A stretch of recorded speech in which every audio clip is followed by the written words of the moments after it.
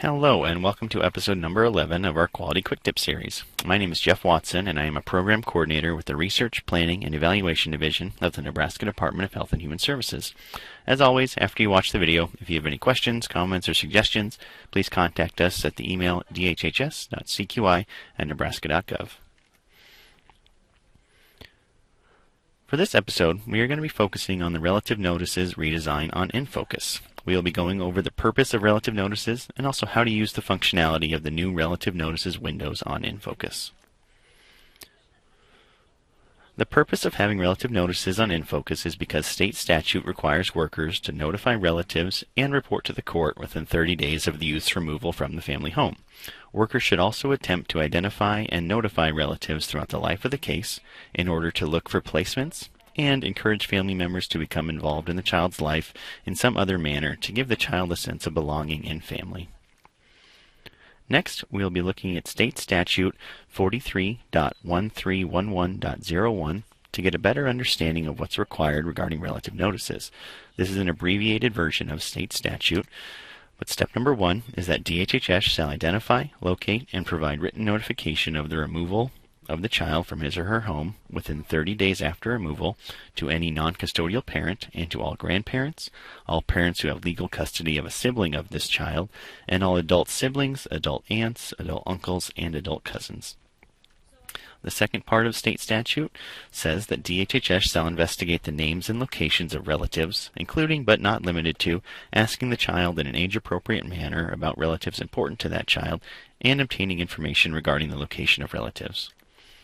The third step of the state statute is that DHHS shall provide to the court within 30 days after removal of the child the names and relationship to the child of all relatives contacted, the method of contact, and the responses received from relatives. So based on what's required in that state statute, this Quality Quick Tip will focus on how NFOCUS has been redesigned to help workers meet those requirements. There's a 3-step process on relative notices, and it's as follows. Step number 1, identify the relatives and document that relationship. Step number 2, notify those relatives and document the contacts and responses.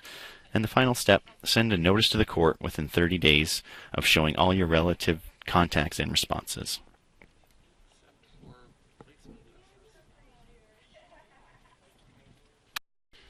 Alright, so we are back with the training image of NFOCUS. Step number 1 is identifying relatives. So we're going to jump into our master case here, back with the Green family. And we're going to add some relatives for the young child, in this case, Joey Green. So right here is the new Relative Notices push button. So we're going to go ahead and click that, and it's going to ask us, there were no relative relationships found. Would you like to create a new one? At this time, we would like to, yes. This is how you're going to add relationships for any child in the family home. So right now there are no relatives listed. There are 2 methods to enter relatives on NFOCUS. The first is using this drop-down list. This drop-down list will be populated with every person who has a family relationship to any of the children in the case. This will pull in family relationships from other master cases that the children have been in the past, so you don't have to go look for them yourself. The second method, what I'm going to show here, is how to use the black arrow out. This will allow you to enter relatives who do not already have a family relationship to the children. So if we black arrow out, we'll find just another case participant here, and we'll use Crystal Smith. And using Crystal Smith, we'll select our child, Joey Green. The relationship type, we're going to say she is a maternal aunt to Joey Green. So we'll save it. After that, you get to this List Relative Relationships window. This is the main window where you can do everything regarding relative notices. If you want to add more relationships, you go ahead and click the Add button here. It takes you right back to this window. Add more relatives for Joey Green. And that's really all you have to do to add the relatives into the relationships window.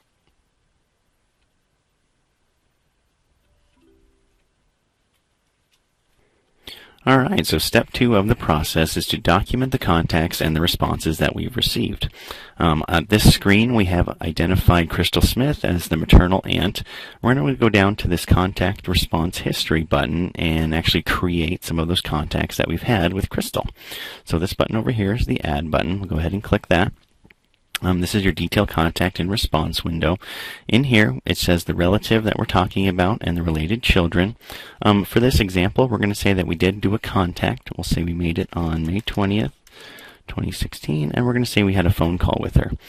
This narrative box is a new addition to the relative notices redesign. You may enter a narrative if you feel it's appropriate. Some examples of when you may not need to enter a contact narrative is when you're documenting a contact by letter. The letter is saved in correspondence, so there's really no need to add a narrative. Or when you have a phone call or in-person contact and the relative provides a response right away. You can just narrate that directly under the response and you don't have to add a narrative here. Some examples of when you would want to document a contact narrative is when you make a phone call and say the number's disconnected, or you have to leave a voicemail. Or when you make a phone call or in-person contact and the relative says they need time to discuss it or wait with their family. That's when you would document something in this narrative box. But for this example, we are saying that we did talk to Crystal Smith on May 20th, 2016 via phone call, and we'll go ahead and save that contact. It's going to come down here to our contact response history. It's going to have the date we made this phone call. We'll just, we didn't have to narrate anything that we talked to her. If we want to go back into it and update anything or change anything or add a narrative, you just select it and hit that update button, just as I did there. You can also add more contact. When you do a phone call or have an in-person contact, we do need to create a written notification that we had that contact.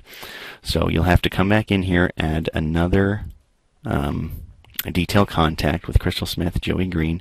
We'll say we had the contact on a different day. We're going to send the letter, or sorry, same day. 2016, and we're going to say we did a letter.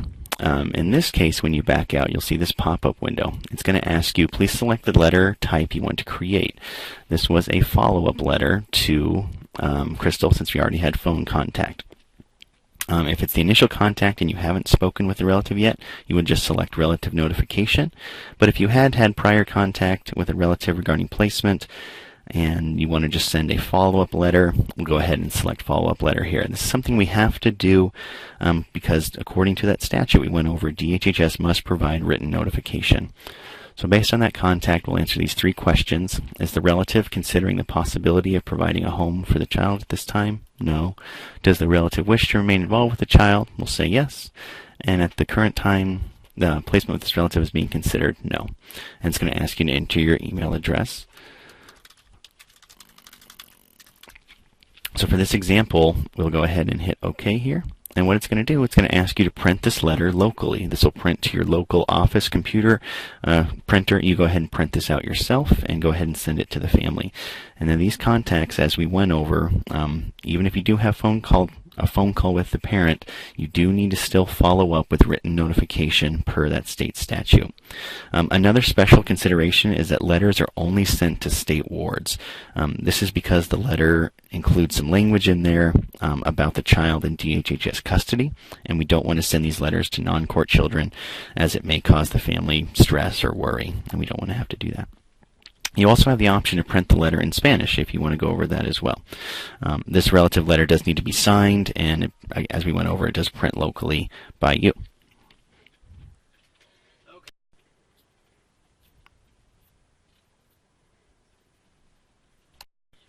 So the third and final step is actually sending a notice to the court. This is an important process because it lets the court know who we have contacted in regards to that removed child. Which relatives have we sent notices to, who have we contacted by phone calls, and who have we sent letters to. So this process is actually really simple. On your List Relative Relationships window, this is just the main window under Relative Notices. You just click Relative Notices, List Relative Relationships. You go to Actions, and then Create Notice to Court. Another little pop-up window will show up. It's going to ask you to select the children you want to send the notice to court for. The court to notify, we're going to select Lancaster County Court. The court docket and page number, and then who it's created by. And this is where you'll just enter your credentials. When you hit OK, this is going to print via the batch process. So this is already printed in your central office or local office. It's going to already be printed for you. It's not something that you have to go to the printer and get yourself or sign or mail. It's already going to do it. It's already automatic. People in your office will find the batch process letters. They're already going to be mailed out to the court. So it's kind of nice. You don't have to do this yourself. If you do wish to view the correspondence first or view this court notice, you can do that. You go to the correspondence area on NFOCUS, and you can even print it locally. If you do decide to print it yourself, the notice will not be sent through that batch process. So if you want to go to correspondence and find this letter, you can do that yourself as well. In this video, we discussed the redesigned relative notices push button on NFOCUS and how workers should be following a three-step process to be in compliance with state statute. Remember, it's also important to continue to look for relatives throughout the life of the case. You can always come back to the relative notices window and add new relatives, add new contacts with them. It's important to always keep this updated with your efforts to find relatives and make sure that we're contacting them and making appropriate efforts to get them involved. Thank you for watching our Quality Quick Tip video series. If you have any questions, comments, or suggestions, please contact us at dhhs.cqi@nebraska.gov.